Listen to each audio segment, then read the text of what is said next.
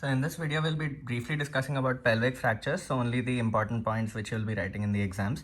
So the pelvic ring, so the pelvis is a ring-shaped structure, so it is joined in the front by the pubic symphysis and behind by the sacroiliac joints. So it has two wings on either side, so the iliac wings. So they are a frequent site of fractures.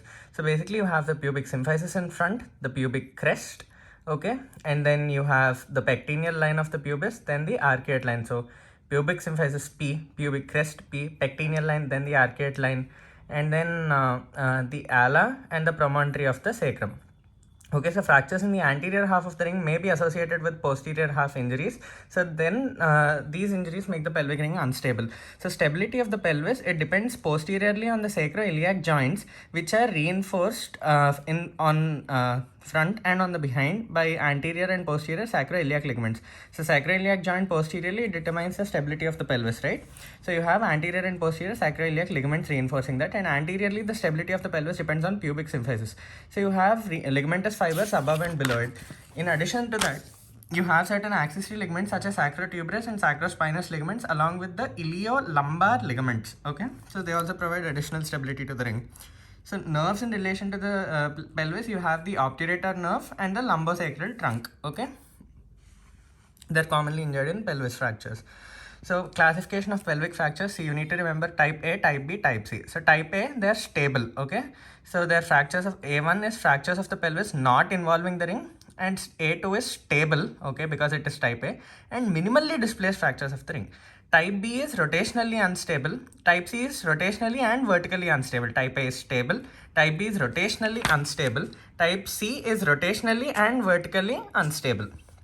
So type B1, see B1 is just like an open book, okay, and B2 and B3 I like to remember it as, see, if this is the pelvis, okay, so if it is rotationally unstable, so what happens is something is, pushing it, compressing it laterally so that there is rotation, there is instability, okay, so there is open book type or lateral compression, so ipsilaterally or contralaterally, okay, so B1, B2, B3. Then rotationally and vertically unstable, see, vertically you can have it unilaterally, so like this, unilaterally, bilaterally, and it can be associated with an acetabular fracture as well, C3. Okay, so this is the classification. So type A, stable, minimally displaced fractures. So the pelvic ring is stable, the displacement is mild and insignificant. This involves the aversion fractures of parts of the pelvis and fractures of the iliac wing, pubic rami fractures, undisplaced acetabular fractures, etc. You generally do conservative treatment, they have a good prognosis.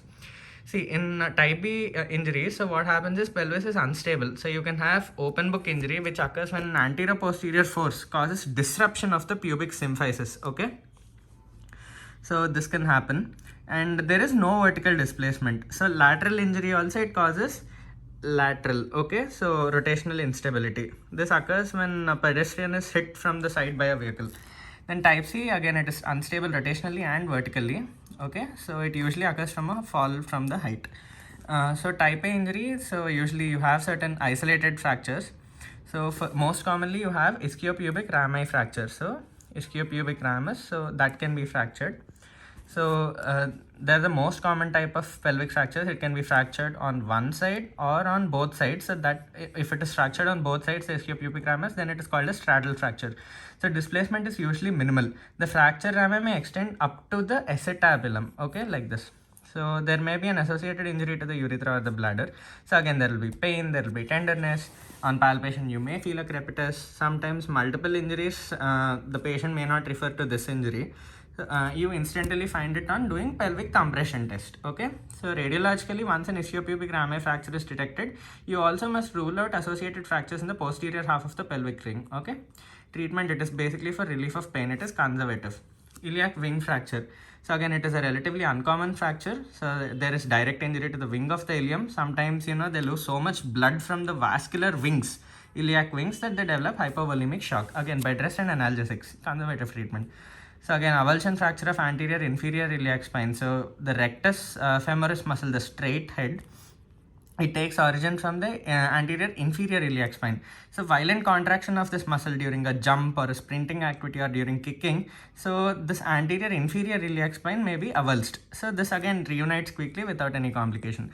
Acetabular fractures, so they're usually benign, so they unite without any complication. Late secondary osteoarthritis may develop in some cases because of the irregularity of the articular surface after the injury. You can also have transverse fractures of the sacrum and the coccyx. They do not affect the pelvic ring, so they're considered as type A injuries. So again, type B and C are ring disruption injuries. So pathanatomy, if a portion of the pelvic ring is broken and the fragments are displaced, there must be a fracture or dislocation in another portion of the ring. Okay, so anteriorly, if there is fracture of there can be fracture of superior and inferior pubic rami. Okay, there can be disruption of the pubic symphysis. Posteriorly, fracture through the ala of the sacrum, dislocation of the SI joint, and fracture through the ilium. See, displacements, we already talked about rotational instability, right? So there can be external rotation of the hemipelvis, especially in the open book type. There can be internal rotation of the hemipelvis. Okay, then there can be superior rotation as well in bucket handle type. Okay, and there can be vertical displacement as in type C injuries. Type B, you can have rotational instability either through external rotation or internal rotation of the hemipelvis or the superior rotation as well. So diagnosis, usually, when there are multiple injuries, you need to check for pelvic fractures as well. You need to look in all cases of road accidents. So especially those associated with hypovolemic shock or major lower limb fractures, etc. So basically, you need to do a routine pelvic compression test. So the patient lies supine on the couch. The examiner compresses both iliac crests of the patient pelvis towards each other. So any pain during this maneuver or a springy feeling is an indicator of a pelvic fracture. So a pelvic distraction test may reveal similar findings. So again, what will you find in displaced pelvic fractures? See, if there is pelvic displacement, there can be shortening of one of the limbs. Again, you may find a hematoma at the region of the pubic symphysis, especially in an open book injury. Or in the region of the sacroiliac joints, you can find a hematoma. On palpation, you can find tenderness or crepitus. You can also find a gap at the pubic symphysis. There can be associated urethral injury or bladder injury or intestinal injury or nerve injury. Okay. So you can do a radiological examination. So you need an AP view of the pelvis with both hips, okay, both hip joints. And in case there is a pelvic injury, you also need special views such as inlet-outlet views.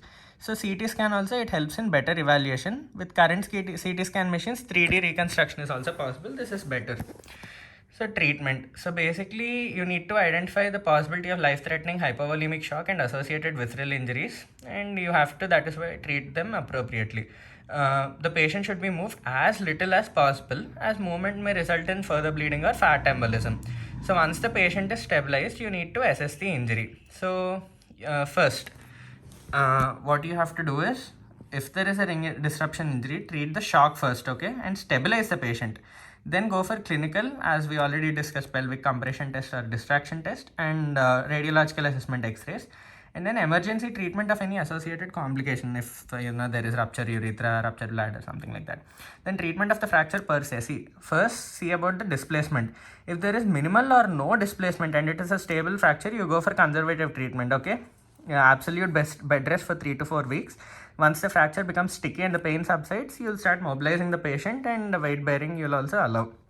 Okay.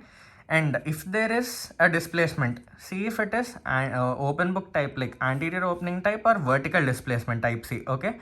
So if it is type B, okay, type A2 or type B, what you have to do is see how much it is displaced. Okay, if the opening is up to less than 2.5 centimeters, okay, if the opening is less than 2.5 centimeters, you treat it with bed rest and analgesics only, it will fuse.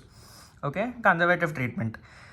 If opening is greater than 2.5 centimeters, then you have to go for reduction. So reduction, you can go for external fixators. So you can use 2 or 3 Schanz pins, insert them in the anterior part of the wing of the iliac bone on each side. See, so you have external so you can use Schanz pins and insert them into the iliac bone on each side. Okay, and then you can go for internal fixation as well, and hammock sling traction as well. It was used in the past but has nursing problems. Okay, so when there is vertical displacement, you have to go for reduction. Okay, so you have to treat them with bilateral upper tibial skeletal traction. Okay, a heavy weight may be required to achieve reduction. So after 3 weeks, you will reduce the weight to half. So 20 kgs initially, then 10 kgs after 3 weeks. Then remove the traction after 6 to 8 weeks and mobilize the patient. Okay, so complications, you can have rupture urethra. It is commonly associated in cases where wide disruption of the pubic symphysis and pubic lamina fractures is present. So in males, the membranous urethra is most commonly injured.